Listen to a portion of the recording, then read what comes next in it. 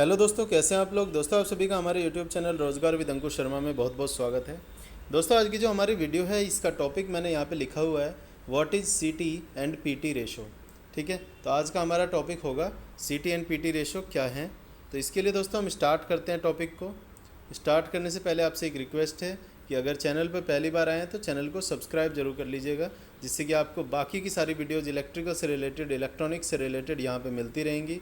बाकी दोस्तों स्टार्ट करते हैं वीडियो को। देखिए, सीटी जो है हमारी और पीटी जो है, ये दोनों ही हमारे इंडस्ट्री के अंदर थ्री फेज जो सप्लाई है उसको मेजरमेंट के लिए बहुत बार आप लोगों ने सुना होगा। ठीक है, जो भी आपके इलेक्ट्रिकल इंजीनियरिंग से रिलेटेड लोग यहाँ पे देख रहे हैं वो लोग अपने इंजीनियरिंग की पढ़ाई में भी इसको सुने होंगे और अभी इंडस्ट्री के अंदर भी इसको देख रहे होंगे किस तरीके से ये सीटी पीटी काम करता है। दोस्तों, आज की जो हमारी वीडियो है वो कुछ डाउट्स को लेकर है जो कि लोगों को अभी भी बने रहते हैं कि सीटी पीटी क्या होता है, कौन सी कैटेगरी में आता है, ये एक ट्रांसफार्मर है या फिर नहीं है, ये इसका जो रेशो होता है सीटी रेशो पीटी रेशो ये क्या रिप्रेजेंट करता है। तो ये सब डाउट्स को ख़त्म करने के लिए आज ये वीडियो है। तो वीडियो को ज़रा ध्यान से देखना और जो भी डाउट आता है, अगर रह जाता है कुछ पॉइंट तो कमेंट बॉक्स में ज़रूर लिख के बताइएगा। ठीक है, बाकी स्टार्ट करते हैं वीडियो को। तो दोस्तों, सबसे पहले मैं सीटी की फुल फॉर्म और पीटी की फुल फॉर्म आपको बता देता हूँ। सीटी मतलब होता है कि करंट ट्रांसफार्मर। ठीक है, करंट ट्रांसफार्मर। ठीक है, और जो हमारा पीटी है उसको क्या बोलते हैं हम, पीटी मतलब कि पोटेंशियल ट्रांसफार्मर। ठीक है, सीटी मतलब कि करंट ट्रांसफार्मर और पीटी मतलब है पोटेंशियल ट्रांसफार्मर। तो दोस्तों, जैसे कि नाम से इनके पता चल रहा है कि ये दोनों ही क्या हैं, ट्रांसफार्मर हैं। अब आप लोगों ने ट्रांसफार्मर तो बहुत ज़्यादा सुना होगा, ठीक है, क्योंकि ट्रांसफार्मर के बिना तो कोई डिवाइस हमारी बनती नहीं है। अब ट्रांसफार्मर का नाम अगर सुना है तो ट्रांसफार्मर का मतलब दोस्तों ये होता है वोल्टेज को ट्रांसफॉर्म करना, एक लेवल से दूसरे लेवल में बदल देना। जैसे कि अगर हम ट्रांसफार्मर बहुत बार यूज़ करते हैं, दो तरह के ट्रांसफार्मर हमारे होते हैं। तो एक होता है स्टेप अप, एक होता है स्टेप डाउन। तो दोस्तों, अगर स्टेप अप ट्रांसफार्मर की बात करें तो ये स्टेप अप ट्रांसफार्मर हमारे वोल्टेज को लेवल को बढ़ाता है। ठीक है, वोल्टेज के लेवल को ये बढ़ा देता है। उसके बाद दोस्तों, अगर हम बात करते हैं स्टेप डाउन ट्रांसफार्मर की, तो ये स्टेप डाउन जो ट्रांसफार्मर है ये हमारे वोल्टेज के रेशो को कम करता है। ठीक है, तो ट्रांसफार्मर का मतलब आपको समझ में आ गया।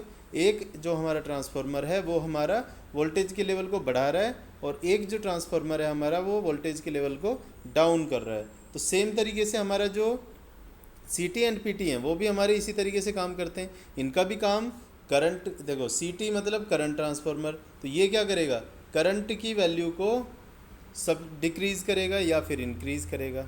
ठीक है, क्लियर हुआ। सीटी जो है वो हमारा करंट की वैल्यू को, क्योंकि ये करंट ट्रांसफार्मर है, बढ़ाएगा या फिर घटाएगा।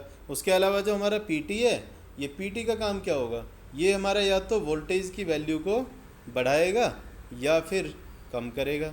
ठीक है, तो पीटी जो है हमारा, ये भी हमारा एक ट्रांसफार्मर ही है जो कि हमारा वोल्टेज को बढ़ा सकता है या घटा सकता है। अब इसको जो देखो अलग से कैटेगरी में रखा गया है, ये जो दोनों ट्रांसफार्मर हैं सीटी एंड पीटी, इन दोनों को ही अलग कैटेगरी में रखा गया है। एक जो कैटेगरी है हमारी, देखो सीटी एंड पीटी की जो कैटेगरी है वो है हमारी इंस्ट्रूमेंट ट्रांसफार्मर की। ठीक है जी, इंस्ट्रूमेंट ट्रांसफार्मर की,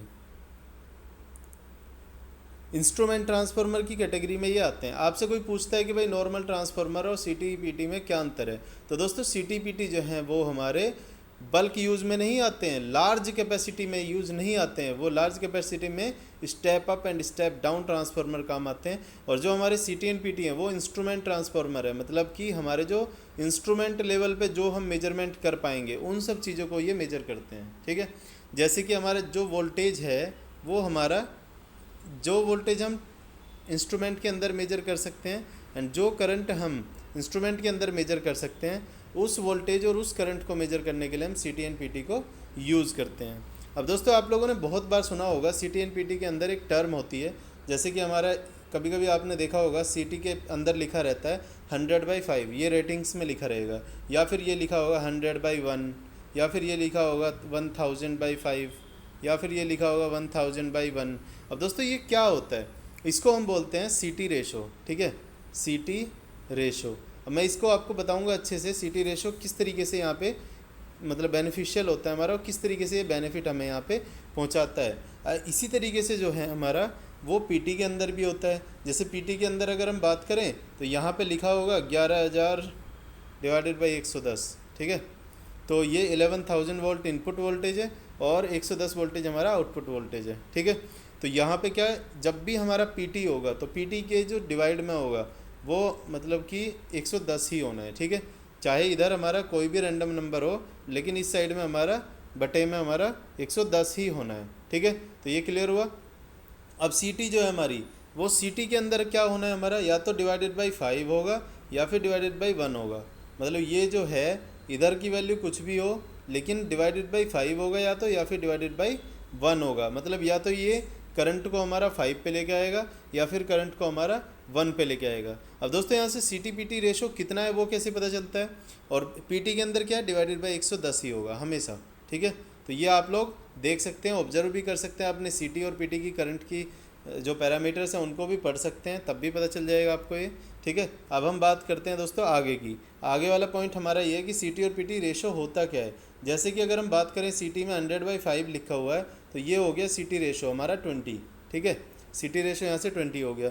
ऐसे ही अगर हमारा 11,000/110 है यहाँ पे, तो इसमें 0 से 0 कैंसिल होगी और यहाँ पे आ गया हमारा 100। तो ये दोस्तों हमारा हो गया 100 पी रेशो, ठीक है। तो इस तरीके से हम सी और पी रेशो को कैलकुलेट कर सकते हैं। अब मैं आपको बता देता हूँ नेक्स्ट कि हमारा सी और पी रेशो कहाँ पे काम आता है। दोस्तों जब हमारी कोई करंट मेजर करनी होती है, आप लोगों ने क्लैम्प मीटर का नाम सुना होगा।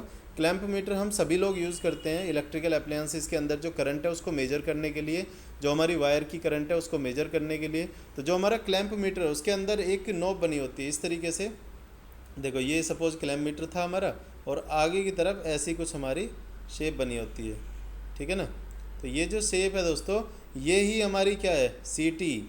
इसमें भी हमारी करंट ट्रांसफार्मर ही लगा होता है, ठीक है। ये करंट ट्रांसफार्मर क्या करता है, बीच में से ये वायर जा रहा है, इसके इधर भी आ जाएगा और इधर भी आ जाएगा। तो इसका मतलब ये हमारा इसको एक कंप्लीट लूप दे देता है, जो उसके अंदर एक सीटी कॉइल लगी है उसकी हेल्प से, और इस लूप की वजह से ही ये इसके अंदर जो करंट फ्लो हो रहा है उस करंट को आराम से मेजर कर पाता है, ठीक है। तो ये क्लियर हो गया आपका पॉइंट। अब हमारा सीटी का देखो और प्रॉपर मैं इस्तेमाल बता देता हूँ। देखो होता क्या है कि हमारा सीटी एक इस तरीके का गोल सा होता है, ठीक है। मैंने और एक वीडियो और बनाई हुई है सीटी पे, उसमें आपको इमेजेस भी दिखाई है मैंने, तो इमेजेस को भी आप देख सकते हैं उसमें, ठीक है। तो उस टॉपिक का नाम है हमारा कि सीटी को कैसे चेक करते हैं कि वो फॉल्टी हो गई है या फिर प्रॉपरली काम कर रही है। तो वो भी हमारा रेशो टेस्ट की हेल्प से ही चेक करते हैं, सीटी रेशो जो है। तो वो भी वीडियो आप देख सकते हैं। तो दोस्तों इसमें क्या है कि ये जो हमारा वायर जा रहा है, इस वायर के अंदर से करंट फ्लो हो रही है। उस करंट को मेजर करने के लिए हम क्या करते हैं, उस वायर को सीटी के अंदर से निकाल देते हैं। जब सीटी के अंदर से वो निकलेगा तो सीटी का मान लीजिए रेशो है हमारा 100/5, ठीक है। अब मान लो इसका मतलब क्या है, इसका मतलब ये है कि अगर इधर इनपुट टर्मिनल है हमारा, तो यहाँ पे 100 एम्पियर आ रहा होगा करंट। सपोज मान लेते हैं एक एग्जांपल, अगर यहाँ पे 100 एम्पियर करंट आ रहा है, तो उस कंडीशन में आउटपुट में करंट कितना आएगा, 5 एम्पियर ओनली, ठीक है। अगर हमने इनपुट करंट इसको 100 एम्पियर दिया हुआ है, तो जो आउटपुट में करंट आएगा वो सिर्फ 5 एम्पियर ही होगा। ऐसे ही मान लेते हैं एक बार यहाँ से और, ठीक है। ये देखिए अगर यहाँ पे हमने 200 एम्पियर कर दिया, तो यहाँ पे कितना आएगा फिर 200, मतलब कि अगर इनपुट डबल हो गया तो आउटपुट भी डबल हो जाएगा। तो यहाँ पे कितना होगा 10 एम्पियर। अगर हमने इनपुट एम्पियर 200 दिया हुआ है, तो आउटपुट एम्पियर कितना हो जाएगा यहाँ पे 10 एम्पियर, ठीक है जी। इनपुट अगर 200 है तो आउटपुट होगा हमारा 10 एम्पियर। तो ये आपको समझ में आ रहा होगा कि सीटी रेशो का यूज़ क्या है एक्चुअल में।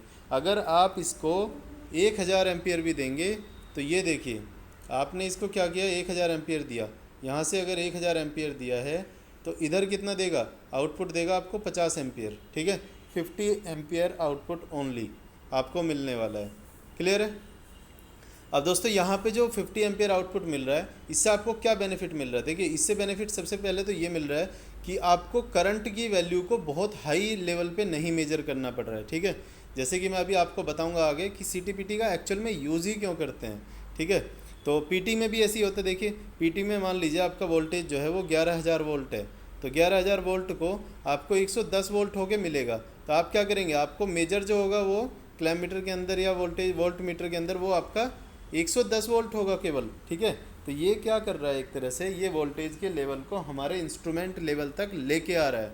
इसीलिए इसको इंस्ट्रूमेंट ट्रांसफार्मर बोला जाता है कि ये हमारे जो वोल्टेज या करंट लेवल हैं उन वोल्टेज या करंट की रीडिंग को इंस्ट्रूमेंट के लेवल तक लेके आ रहे हैं। इंस्ट्रूमेंट लेवल मतलब कि जिस लेवल पे हमारे इंस्ट्रूमेंट ऑब्जर्व कर सकते हैं या फिर उन पैरामीटर्स को रीड कर सकते हैं, उस लेवल तक ये लेके आ रहा है। तो दोस्तों आपको क्लियर हो गए होंगे पॉइंट मेरे हिसाब से तो।